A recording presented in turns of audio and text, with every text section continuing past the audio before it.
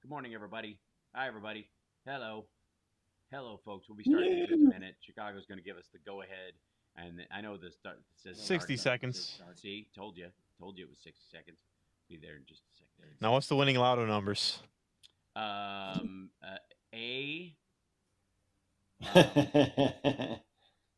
The Roman numeral for 35. Let's see. Hold on.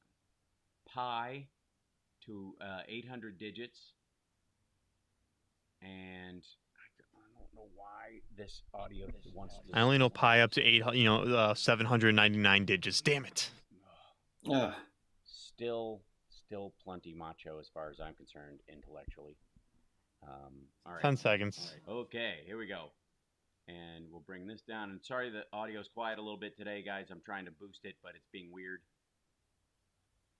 And here we go. Ladies and gentlemen, can I please have your attention? And I need all of you to stop what you're doing and listen. Now, live from Chicago, the Hal Sparks radio program Mega Worldwide. I have come here to chew bubblegum and kick ass. Hal Sparks, actor, comedian, and multimedia personality. And I'm all out of bubblegum. Hal Sparks. All right, let's do this. Well, welcome to the show, everybody. It's been quite a week on a bunch of different fronts.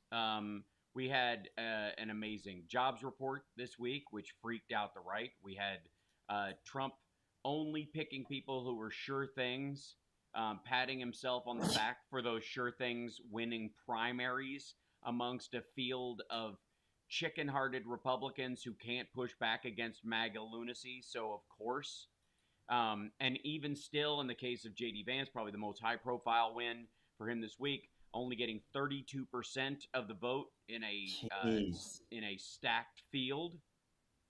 One would think that you would want what I would call Tim Ryan numbers. Tim Ryan, of course, had the Democratic primary this week in Ohio. He will be going up against J.D. Vance, it now seems. And he won the Democratic primary with 69%, and with no endorsements to speak of. I mean, other than go Tim Ryan kind of stuff. I'm going to for whatever reason my audio is very quiet today, so I'm no behind the scenes that I'm trying to boost it as much as I can without blowing everything out, and it's a very curious thing because there's no particular reason for it. And so I'm tweaking without trying to set things. You know how like one of those things you're like, oh, it's this switch, kablam! I'm trying to avoid that, right? Because nothing has materially changed since the last broadcast on this setup. That said, Tim Ryan won 69% of the Democratic primary. He will be the Democratic nominee facing the Republican nominee this fall in the Senate race in Ohio. And everyone is throwing their shoulders out, patting themselves on the back in Trump world because J.D. Vance, the author of Hillbilly Elegy, has won the Republican primary because of his Trump endorsement, 32% over, I guess, 23% was the second highest. So he beat them by about 10%. And so we'll see how this plays out, no question. It is hilarious and ironic that Trump is Hal Vickery. Did we? Oh, thank you, Hal Vickery. This won't boost your audio. It won't boost your audio. But it might boost your spirit. Thank you, Hal Vickery. Some people may know that I lost a friend of mine this week. My oldest friend on earth. My buddy Kurt Troutwine passed away this week. Is Kurt Blattam? No, but Kurt was aware of Blattam. Okay. Was Kurt the guy who would make 2 boxes of macaroni and cheese in one pot? Yes. Kurt is also the one who would make lard ice cream. which was just powdered sugar. I remember flour. stories like when you were 16 years old, you would tell me stories about your friend who would take 2 boxes of like Kraft mac and cheese dinner, put them in one pot, make them all together, sit down in front of the TV set with the Eat pot the and the big whole spoon. thing. Yep. It was Sounds like amazing. heaven to me. Yeah. And first person I ever knew to have a computer and satellite TV. Oh, amazing. They had one of those big, uh, it was on like a not a flatbed, but like a trailer. You had to tow it and position it. It was straight up old school satellite dish from, the kind you, I mean, his house probably would have been struck in war games. We were concerned when we were watching war games that his house would be a target since it looked from space like it had a real satellite hookup. They had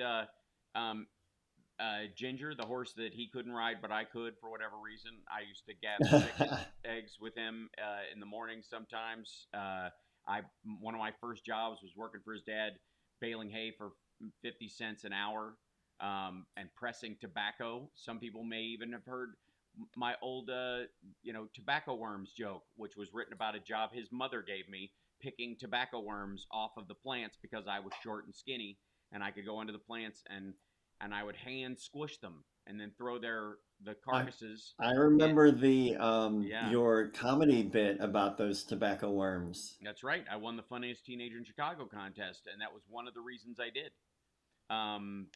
Was that routine in particular? It was one of my, first sort of semi. It's a hell of a routine.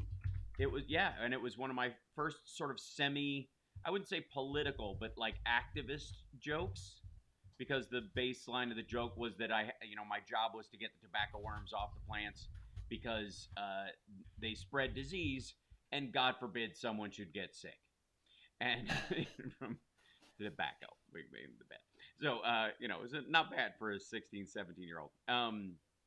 When I wrote and toured with that little piece, but. He passed this week. He'd been in hospice in and out for over a year.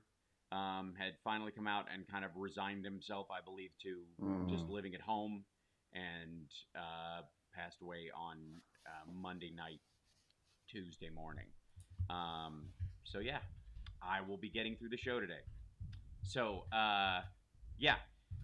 That said, now we'll put that in a little box right now so I can function. While I'm trying to get audio together, and yes, I know, chat room, yes, I know, the audio needs to be louder. I'm working on it.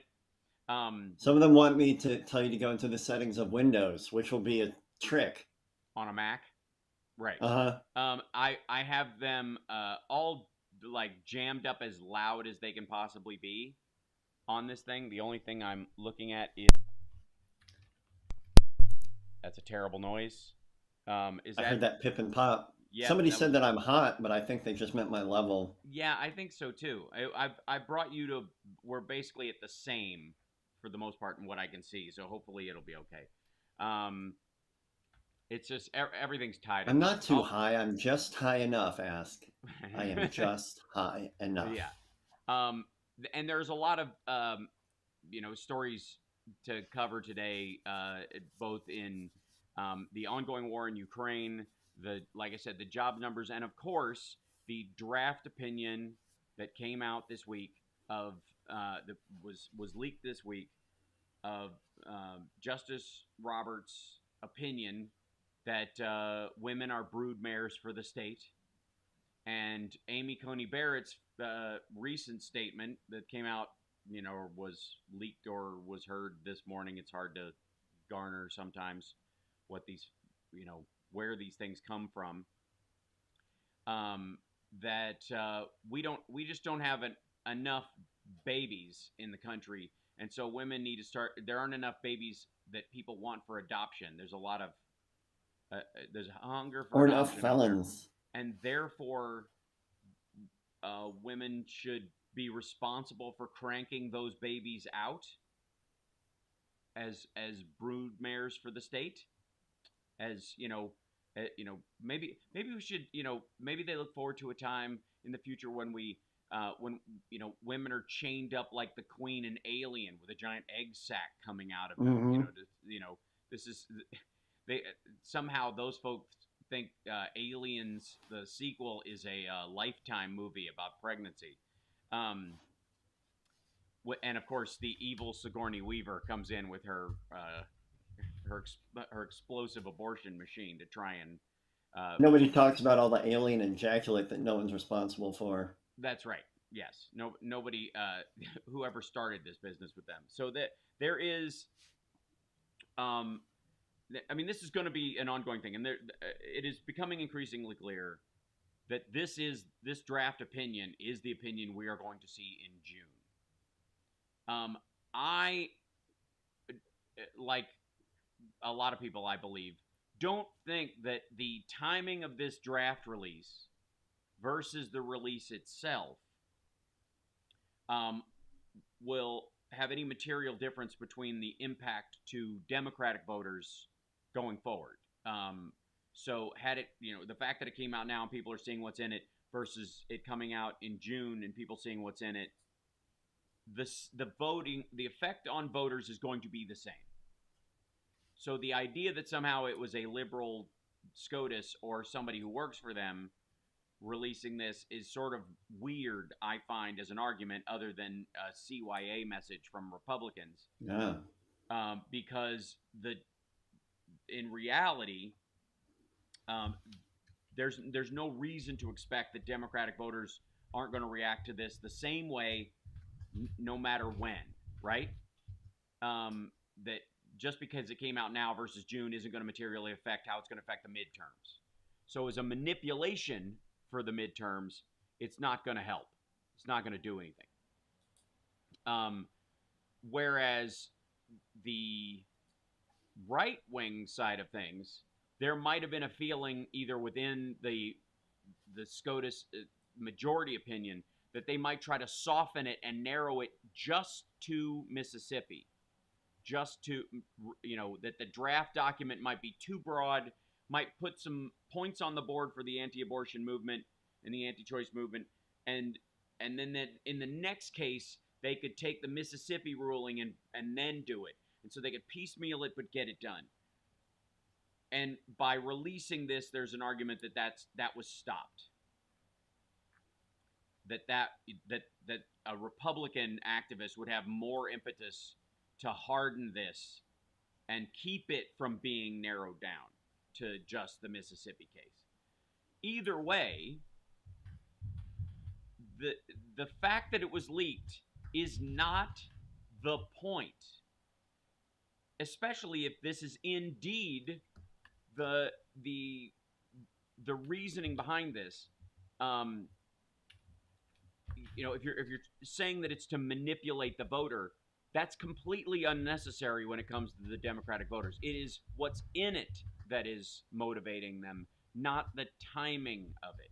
There is no Republican. We got to take a break, and I'll work on the sound a little bit during the break as well for people watching, for the who's at home. There is nothing in this, insofar as I know, that there was a trigger law that needed the timing of this to come out to make sure that a local or state legislature did or did not pass a bill that basically this tells them either to stop or to move forward in the next 6 weeks. Nothing. Or since February, even, when this draft opinion was written. And so if it's meant to manipulate Democratic voters and alter the outcome, its basis was always going to have this effect, not the timing. And if the timing was anything, it may have been to encourage Republican legislators to, push through these trigger laws while they can. It gives them a couple of weeks to do it. So the indications point more in that direction. We got to take a break. We'll be back right after this. It's the Hal Sparks Radio program, Mega Worldwide on WCPT Radio, Chicago's Progressive Talk. Now, I'm going to try something real quick.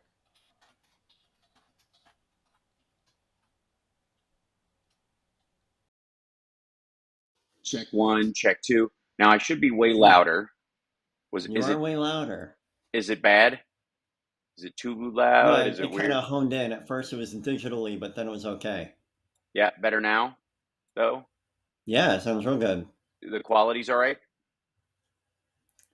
Check 1, check Decent. 2. Decent? Right now, Okay. your video stream is also a little shaky for some reason. Oh, I know why. I have an idea. Is it your Hold on. butt? Is it because of your butt? Yes, that's exactly why. You're I so knew on it. Everybody, this is Hal's butt's fault.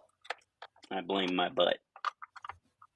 By the way, have you, by any chance, watched The Pentaveret? No, but I was told by Netflix that I might be interested. Is it good? It's lovely. It's very Mike Myers, and he's like 9, maybe 10 characters. I lost count after a while. It's like he almost Oh, plays that's every awesome. man in the whole thing. As soon as I saw it, I knew. I was like, Yeah. oh, here we go. Yeah. Check 1. Check. Way too loud now. Everybody yeah, because you guys turned me up. That's So because I everybody will turned it up. turn it up. Okay. And now the question is, Chicago. Now it's We about okay? your butt. Yeah. You're welcome. Yeah. Yeah. There is no particular reason why this mic would be quiet all of a sudden. It makes no sense. Nothing changed. Attention. Stop Computer what you're doing. gremlin. Because we're coming back to the Hal Sparks radio program, Mega Worldwide. They went a little crazy with it, and I appreciate it. Now let's get back with Hal Sparks' radio program, Mega Worldwide. See, and you were worried. I was so worried.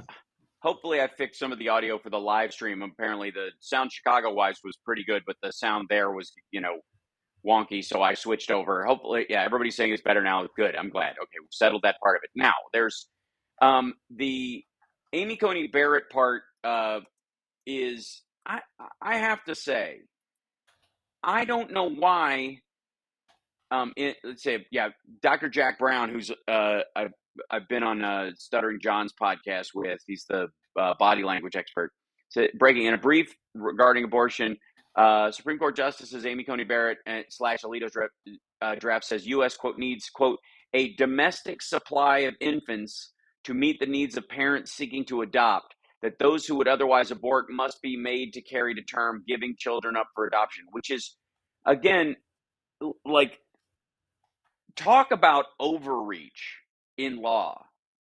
And the kind that would have an enormous impact on just in slippery slope law.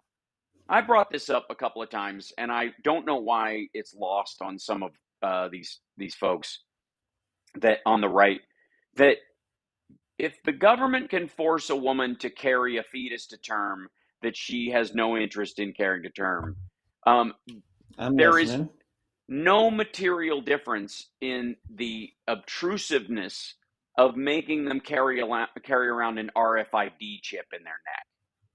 Mm-hmm. That if the government decides for the betterment of society, there are too many dead people, too many people are dying, and a lot of the way they die is through accidents and disappearance. So we're going to chip every American so that we don't have to worry about that. And because we occasionally lose like rescue workers and stuff like that. So it's better for everybody if everybody just has a chip in their neck.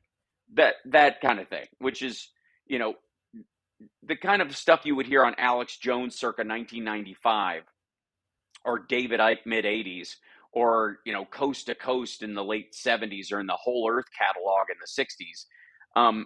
All of those things, the legal premise that the government can put something in your body and force you to leave it there, predicated on this ruling, seems to be the simplest thing going forward, because Lord knows a pregnancy is a big burden. You have to make a lot of changes in your life to deal with it. But a little chip, what's the big deal, right? In your neck. These folks seem to be complete. First of all, Roe is about medical privacy, so they're screaming about HIPAA because of whether or not they're vaccinated or not, which has nothing to do with your medical history. It has to do with your preparation history. All kids need vaccination records to go to elementary school, but somehow these adults, don't have to tell you whether they've got a measles vaccine or something if you ask, because it's a violation of their HIPAA rights. Meanwhile, they want the elimination of Roe, which is the root of most HIPAA rights at this point. It's just perpetual. It's the moment of, we want this minutia right now. Forget everything I said before. I'm fighting this battle now. Right. And it is the entirety of it is designed for control of women's bodies. I mean, at this point, come on. That's Can we so just nuts. stop pretending that these folks are? I mean, most of these states are not, are only putting forward, the ones that have, exceptions for the health and life of the mother, are only doing it because they know that it will turn their state purple or blue in an instant if they leave it out. And so they're hoping they can maintain that it'll be purple and therefore fiscally red for another decade if they do the law this way. And part of the issue that we have obviously around these laws and around abortion is this sort of premise on our side of the aisle that it is simply that there is this abortion law is the predicate, the colonization of women's bodies by old white men, when in reality, across these states, the people on the forefront of a lot of this are the Amy Coney Barretts of the world. It is, this particular issue is also why a lot of Latinos in Texas and Arizona moved to the Trump side of things, because they are Catholic and pro-life Catholic at that. And it's so horrible that's where the choice ends up. Like exactly. when they did their version of the lesser of two evils, and it's horrifying. Yes, that's right. That's right. And if he does that, all the other things he does are a wash, because God's, humans are imperfect vessels for God's perfect plan. That's where that argument comes in.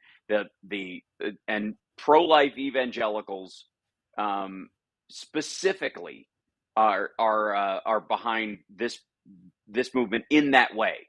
It's okay to lie if you're lying for Jesus. It's okay to lie if to undermine women's rights, that you can sit there and say under oath in front of God and man that you view Roe v. Wade as settled law, stare decisis. Yeah, no problem. It shouldn't be a litmus test, but if it is, I'm fine. And then get in there and start just basically forming a small legal insurrection against it. It's Romania reproductive policy requiring women to be pregnant if they were of a reproductive age. Same thing, says Leslie Shaw by a super chat. Yeah, you're talking about sort of borderline dark ages rulings about how women should, what their responsibility is to the state. And that in and of itself is,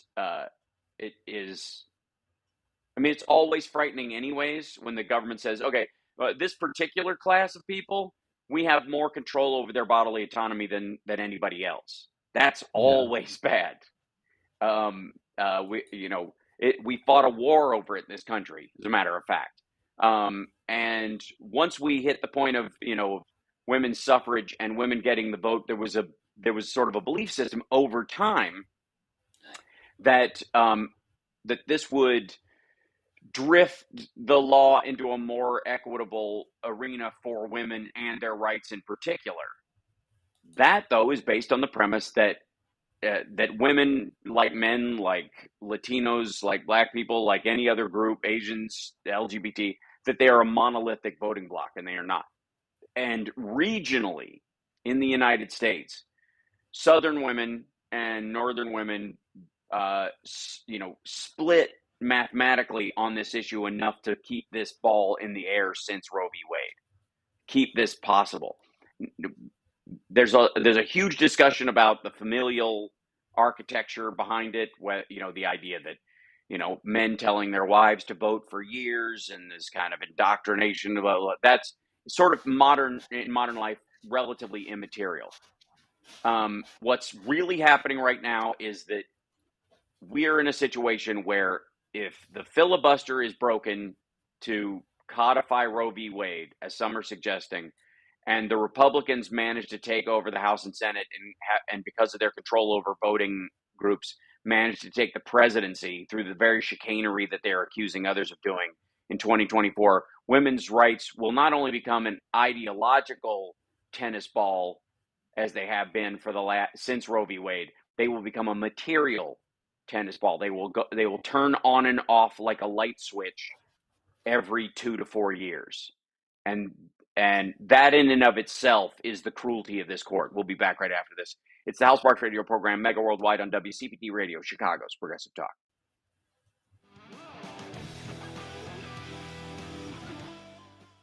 So Brian Harmeyer is asking why he's getting charged double for supper chat.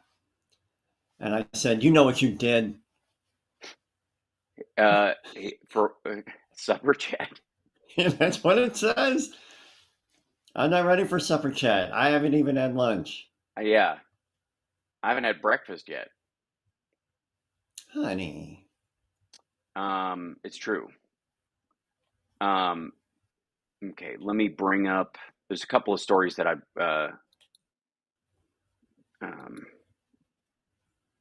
did put together along with these stories. Anyone else think there's another entity above the court controlling the Supreme Court? Well, I wouldn't call it above. I mean,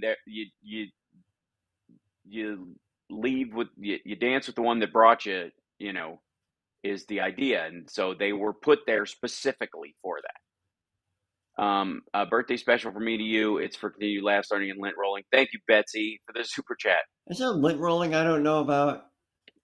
Yes, it's my only fan. Back in 20.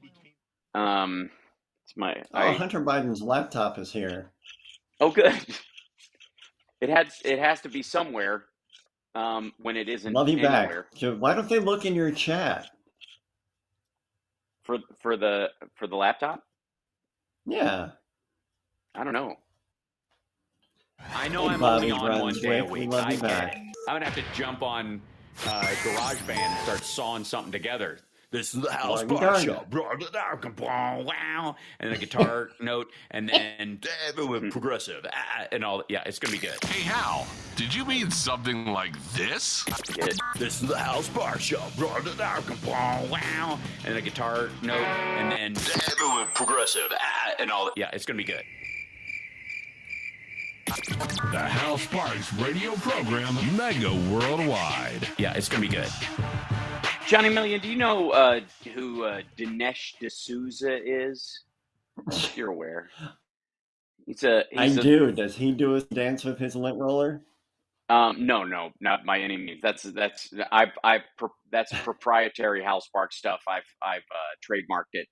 It is the essence of my OnlyFans.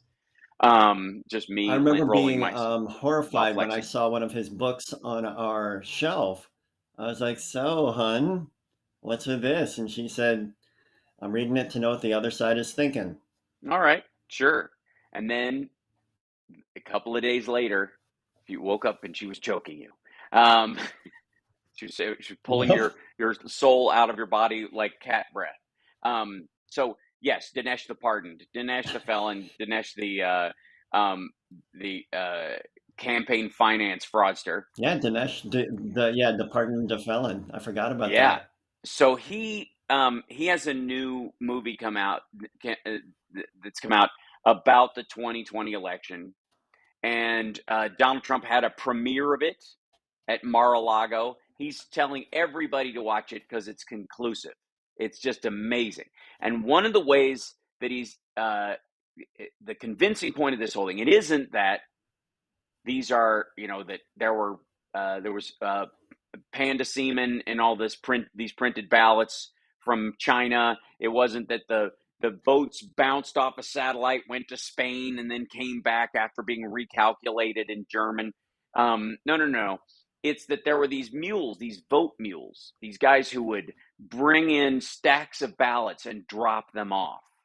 And that these, they have cell phone ping data from these guys that alleges that everywhere that they went, that they were picking up these votes from old folks' homes or whatever, and then driving them to a drop-off box because these people did not trust the post office. Now, you have to go back to 2020 to the Louis DeJoy stories and if you're within 5 days of the election, don't mail your ballot. It has to be a drop-off box at this point, right?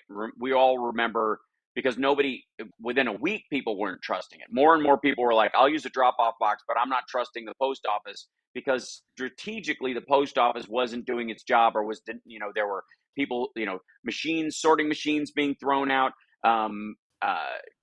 trucks being taken offline, staff being fired, largely in these areas leading up to the biggest mail-in election in our nation's history because of COVID. All of a sudden, the guy that Trump appointed to head the postal service is trying to wreck the postal service, right? So we're all aware of this, right?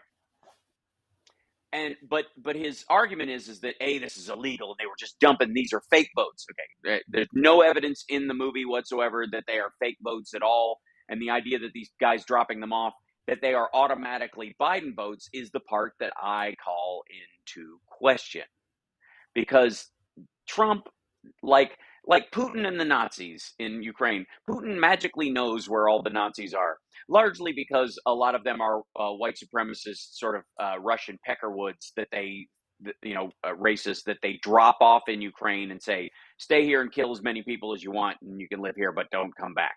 And if you do, come back with some ears to prove that you've earned your keep, that kind of stuff, and we'll give you a pardon. Those kind of things. He knows exactly where those guys are because, in the immortal words of Bill Hicks, he looked at the receipt.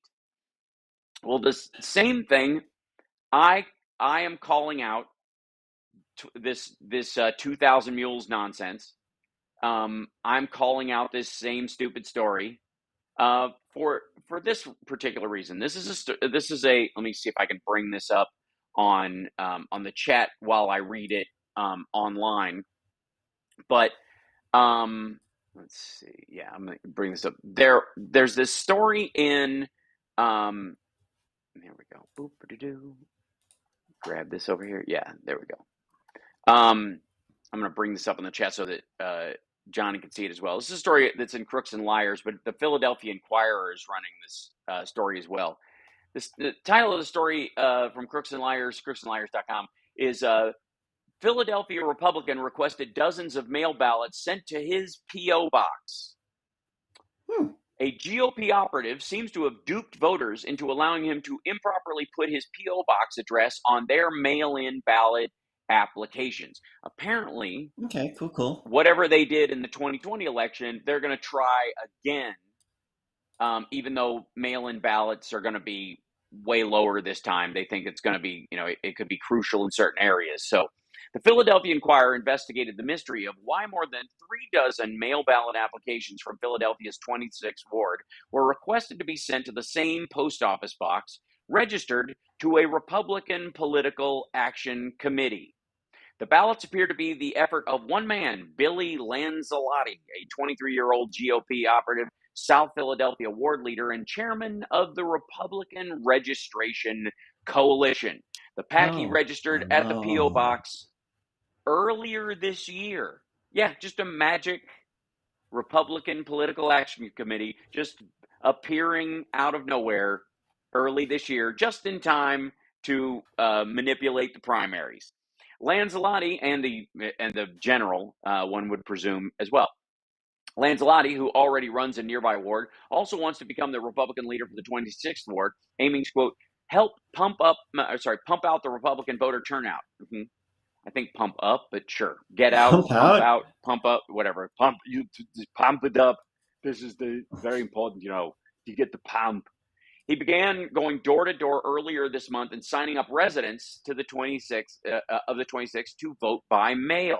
Isn't this something the Republicans are supposedly against, right? Isn't Trump touring around saying one day of voting, no no mail-in voting, no early voting, this dragging it out 45 days. This is something that they are against on principle and only materially. Monday They believe morning, 9 to noon. that's right.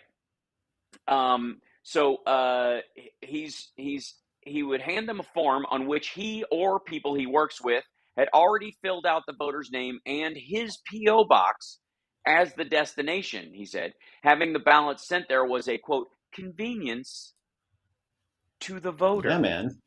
Right on. So it could be hand-delivered to them later by someone they trusted. Who? Because and that's Who do they trust? Yeah. There's been a number of problems with the post office lately, he said. Gee, you think?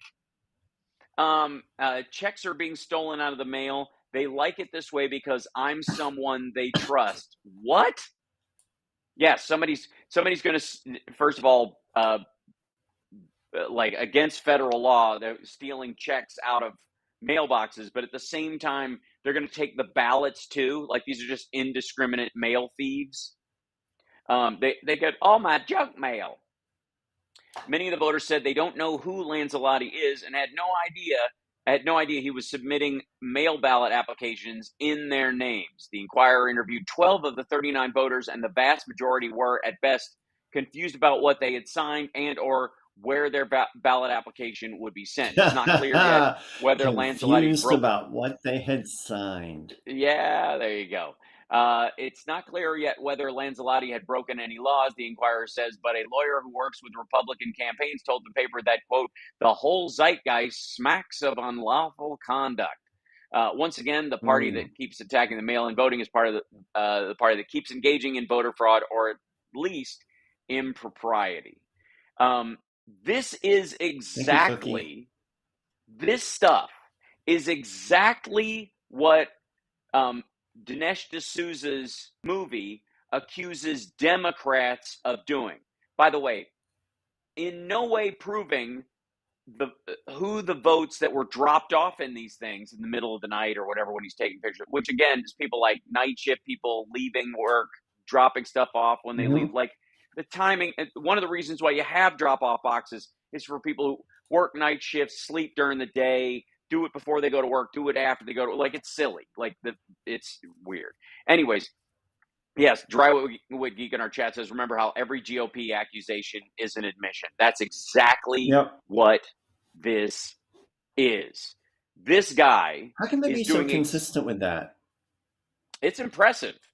It really is. The shame-free nature of it it boggles the mind. It's amazing that they could have that kind of cognitive dissonance. You'd imagine they'd be a little quieter about this stuff because they shine a spotlight on themselves. Because immediately when you accuse somebody of something, they're like, well, I wonder if that person's a hypocrite. Did they do this thing that they hate? Yeah, especially these days when it's not hard to figure out and when this is so overt. So let me run this just to clarify this. This guy runs the ward next door. He has control over the ward next door. Now, what do you think the chances are that how they got and maintained control of that ward next door is similar to the strategy they are using to try and take over this one? That we're going to go back and find out that Lanzalotti and everybody at the office that they set up in the 26th ward did exactly this to shift the vote in that ward, and this is a ward-by-ward strategy across Philadelphia as an attack.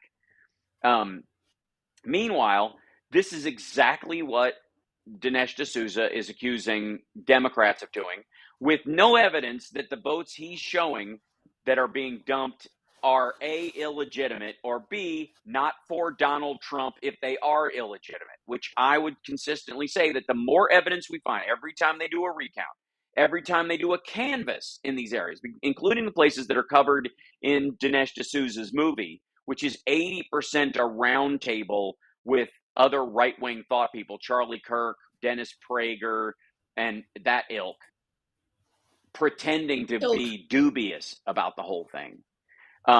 Those folks sit around and then he shows them video of people dropping these things off as if that proves that those are Joe Biden votes. When I would argue, considering the evidence of both every time the recount happens, they find uncounted Biden votes or double counted Trump votes, which often get, and I don't understand why those double counted Trump votes don't eliminate both votes for Trump, since that person tried to vote illegally. Your vote should not count. If you vote twice in an election, both your votes should be tossed out. I mean, it 100%. seems logical. You don't get to keep whichever one. And honestly, there should be a penalty negative vote. Yes, right. And then on top of that, the idea that this ballot harvesting thing that they're accusing people of, that automatically it weights towards Biden's numbers, when again the villages, the people, the Republicans in that famous retirement community in Florida that Trump is always super,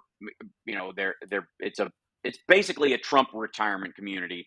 They basically had those like their own version of the boat parades, the Trump boat parades, but with golf carts. 4 people there have been arrested for voting twice.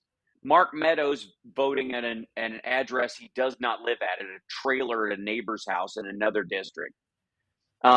Mike Pence voting from the governor's mansion, from the address of the governor's mansion in Indiana, when he is no longer governor and lives in Washington, D.C., without even just getting an apartment as a primary residence. Like, what is stopping these people from just doing the baseline that you have to do to qualify as a voter in that district? That it seems bizarre to me.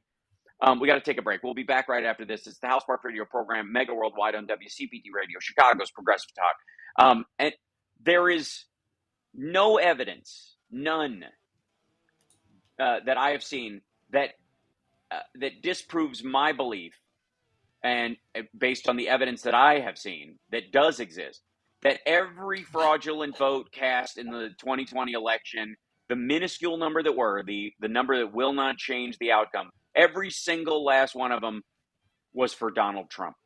Every single one of them. We'll be back right after this.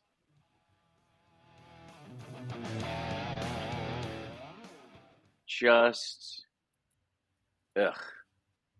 Thank you, Brian. Well, since spelling Nazis are out today, it seems like a good time to cancel Patreon and other many devices. Thanks. Well, sorry, Brian. Yike. We're being trolled. Who are we being trolled by? How am I taking calls today? I very well may be next hour. Depends on if Philip is around or not. That's usually the issue.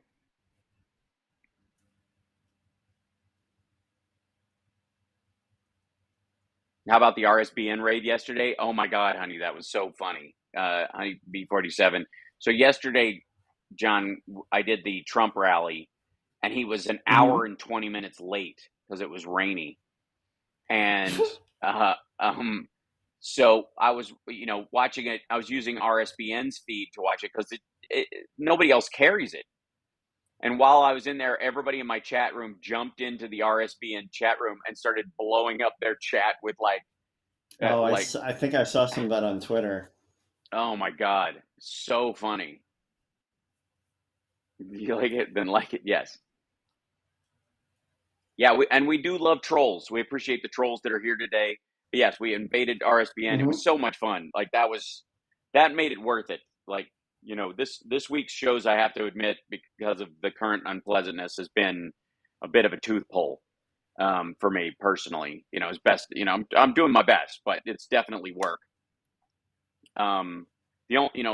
Very, very few kind of singular bright sides. That was one of them. That and TYT getting very mad at me. Thank you. And I hope it's not true that Anna has COVID. Is that true? I hope not. If she does, I hope she gets well quickly and whatever. Think Theory Radio, Saturdays at 6 p.m. Anna You're listening to Hal Sparks' radio program, Mega Worldwide. I thought there was going to be like a new one every break. I was so excited. You want more, Hal? We'll give you more. Hal Sparks' radio program, Mega Worldwide on Chicago's Progressive Talk, WCPT 820. Hoo-yah! So, I will stand by that assertion entirely. There is no way that if there was any voter fraud of any measure in the 2020 election, every single vote cast illegally, unlawfully, or unethically was for Donald John Trump.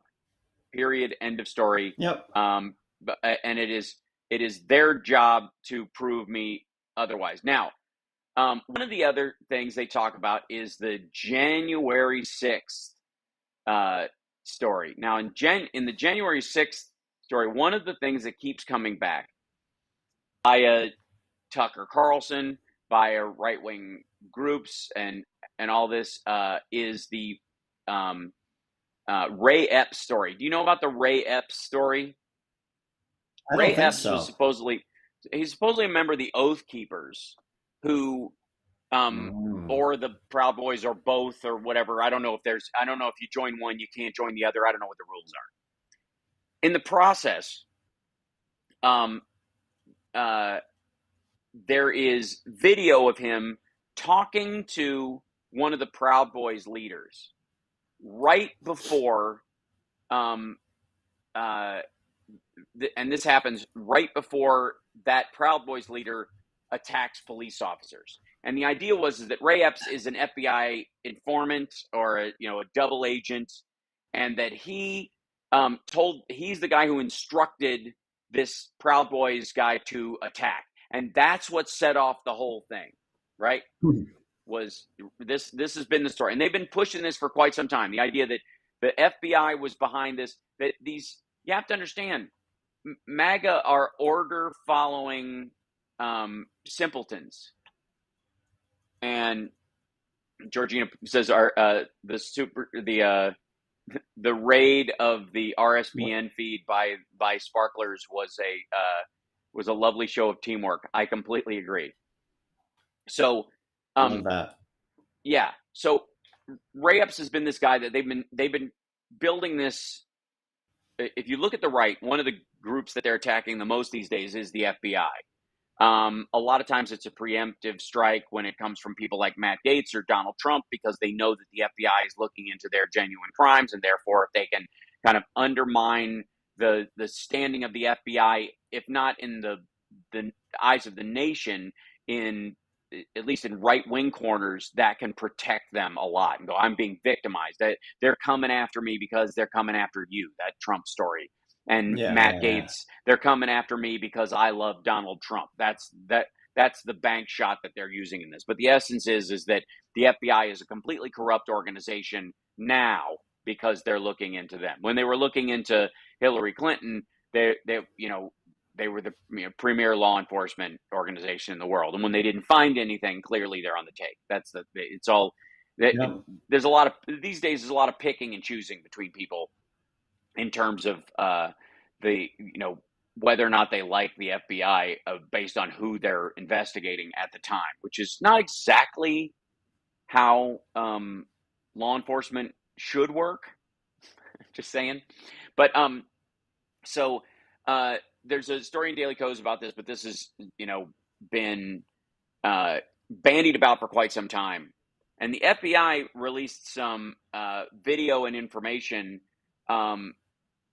that totally contradicts this idea that they've been putting forward. So we're basically staring down the barrel of another dead Republican talking point. The idea is the FBI started all this. There was a bunch of Antifa and BLM members, white ones, of course, the all-white BLM brigade, mixed with the BLM Diabetes Foundation, the Antifa members who are so committed to the goals of Antifa that they went undercover in MAGA before it even existed, gaining a lot of weight, growing a big Randy Quaid beard, swilling a lot of beer, showing themselves parading around with Confederate flags, and even marching at Charlotte in an attempt to infiltrate into the inside. Some of them, I no doubt believe, losing their identity along the way, and having a deep cover moment where I don't even know I thought I was Antifa pretending to be MAGA. I ain't nothing but MAGA pretending to be Antifa, But this is from there. Now the theory promoted by Tucker Carlson and Glenn Greenwald and the whole 1-6 truther crowd, and largely discredited already because of his factual premise, has crumbled completely. Freshly revealed information from the FBI's investigation shows that Epps, contrary to the theory, had nothing to do with inspiring the initial breach of police barricades, and that, moreover, he had no connection with the FBI's informant program. Now, that part they've known for a while. He's not a paid informant. He's said under oath that he isn't. There's no evidence that he was. It's hard to say, in public whether they would say that he was or he wasn't. But in terms of what he said to under oath and what the 1-6 committee would know, they would know because they've got that kind of clearance. But immaterial to that, it doesn't matter because the essence of the video that these guys have been using to promote this idea for a long time has been that he walked up and basically gave the go-ahead to attack the Capitol. That he went up to this Proud Boys dude. Let's see, his name is Samsel. That Samsel. He walked up. Yeah, Samsel. He went up to this guy and said, "Go for it." Like, just basically triggered it. So, according to the New York Times, Alan Fuhrer, Epps called an FBI tip line 2 days after the riot when he saw his name in a list of suspects, and cooperated with the authorities immediately. He told investigators he'd actually tried to calm Samsel down. This is the first guy who breached the lines and went after him before the rest of the mob went. Telling him the police outside the building were merely doing their jobs. This is Epps' story. This is what he told the FBI.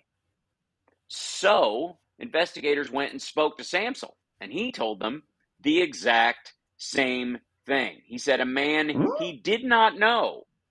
And so much for the whole, like, it was coordinated, he's an insider, and that's why this guy was taking orders from him. Samsel says he didn't know who the guy was, had come up to him at the barricades and urged him to, quote, chill out. He came up to me and he said, dude, his entire words were, relax, the cops are doing their job, Samsel said.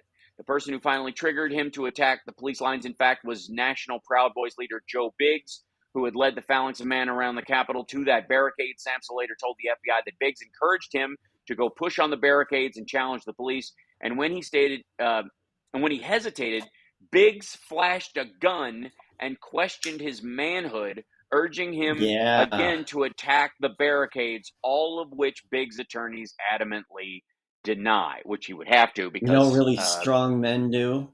Carry guns. Yes, and threaten other men's manhood when they don't attack police officers barehanded to stop the peaceful transfer of power of the country they say is the most important in the world. By the way, Biggs remains imprisoned in the D.C. jail along with other key January 6th insurrectionists, including his fellow Proud Boys. He and others still face charges of seditious conspiracy and multiple other felonies. They also face a civil lawsuit filed by the D.C. district attorney. The story that Epps is the guy, again, this goes to the Dinesh D'Souza 2000 Mules idea that Trump and the Republican Party, and local and national, was more than likely funding vote mules to try and, when they looked at the polls and they knew they were going to lose, to lower the voter count for Biden in certain key areas and raise them for Trump if they could. And the same thing here is that it's the FBI drove us to this. Trump, even though he said go down there peacefully and patriotically, but if they don't do what we need them to do, and it doesn't look like Pence is going to, you're going to have to be strong. You're going to have to fight, or we're not going to have a democracy left. The whole peaceful and patriotic line that Trump, pats himself on the back for, obviously was in reference to just till you get there. Don't be violent and terrible.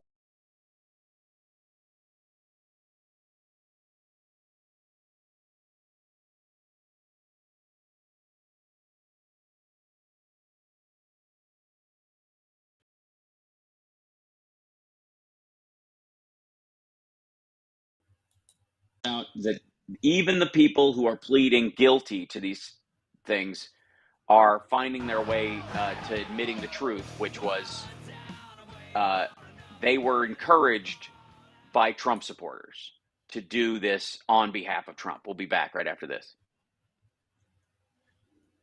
Right after the commercials. There we go. Hold on. And then this is, okay. 1 second. We'll be back right after this. Chicago, if you can still hear me, hold on. Audio's there. Phillips is joining. I'm going to try and get my audio in here, get my monitor in this business. I'm not quite sure. Sometimes I have to turn this off and back on. Can you check for me, Johnny Million? Check 1 2. Check 1 2. Thank you. Excellent. Flooby dooby doo. Check 1 2. Cool. And then I'm going to check something real quick. Make sure I've got. Yep. All right. So that audio is not terrific, but it'll do. All right. They hear you back on the YouTube. Yeah, there was some there. I think there needs. Yeah, I don't know. There seems to be a glitch in Ecamm right now. This must be new to something. There was an update somewhere, and they haven't caught up to it because it's having this weird freak out audio wise. And Philip came in, and then I welcomed him, and then he's gone again. So hopefully he calls back. Yeah. Meanwhile, hi chat room. Hold on, let me see this real quick. Yeah. And then, yeah, the sound, I apologize for the sound quality being low. It's about volume at this point for some very strange reason. Maybe this will do it. Maybe. Just maybe.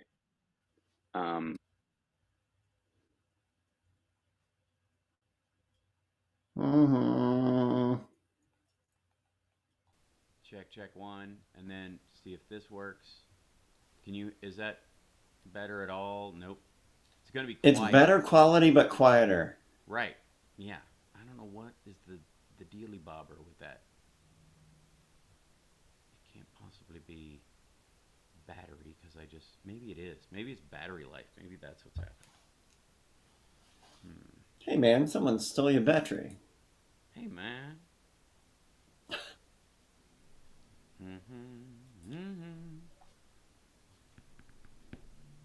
Yeah. What could it be? I don't effing know. What are my options here? Have an idea. Oh, hey, there's Philip. And joining us. There he is. Hey, there we go. Ta-da. Okay, good. I'm gonna fix. You guys can chit chat while you made Hal leave. Now he's gone. Thanks, Phil. We found the secret, Johnny. How to get rid of Hal. That stings. How to get rid of Hal. That burns. That chafes. The audio's not gone, Courtney. Hal is working on it. Yep. I'm hustling behind the scenes as you do.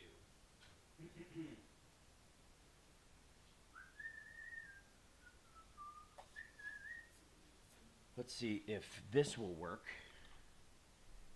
It's going to be aggravating, but hopefully. Well, Hal went and got his good syringes. Yes, I did. I am not afraid. All right, here we go. Let's turn this in here. Put this in here. Check 1. Then we go over to here.